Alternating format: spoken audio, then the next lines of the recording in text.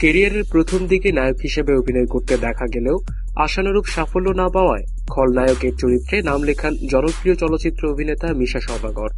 প্রায় ২ যুগ আগে মিশা চেতনা নামে একটি ছবিতে নায়ক হিসেবে অভিনয় করেন। ছবিটি পরিচালনা করেছিলেন ছটকু আহমেদ। এ পর্যন্ত কয়েক শতাধিক ছবিতে খল চরিত্রে অভিনয় করেছেন তিনি। তবে এবার তিনি আবার নায়ক হিসেবে শীঘ্রই পর্দায় ফিরে আসছেন। চলচ্চিত্র নির্মাতা জি সরকারের নতুন ছবি খোদার কসমে দেখা যাবে তাকে নায়কের চরিত্রে। হিন্দু মুসলমানের দাঙ্গা এখনো লেগে আছে। হিন্দুদেরকে এখনো সমাজে ছোট করে দেখা হয়।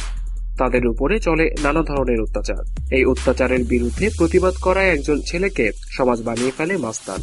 এই মাস্তানের চরিত্রে অভিনয় করবেন মিশা সওদাগর। ছবিটি সম্পর্কে জি সরকার বলেন, আগামী জানুয়ারির প্রথম দিকে খোদার কসম নামে ছবিটির শুটিং শুরু করতে যাচ্ছে।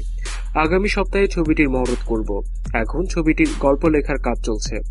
ছটকু আহমেদের লেখা গল্পে নির্মিত হবে ছবিটি। এতে অভিনয় করবেন মিশা সওদাগর। এবার মিশাকে ইতিবাচক চরিত্রে নয়, দর্শক তাকে দেখতে পাবেন ইতিবাচক চরিত্রে, কারণ এতে নায়ক হিসেবে মিশাকে দেখা যাবে। এলটিভির সাথে থাকার জন্য সবাইকে ধন্যবাদ। এক্সক্লুসিভ সব খবরের জন্য আমাদের সাবস্ক্রাইব করুন।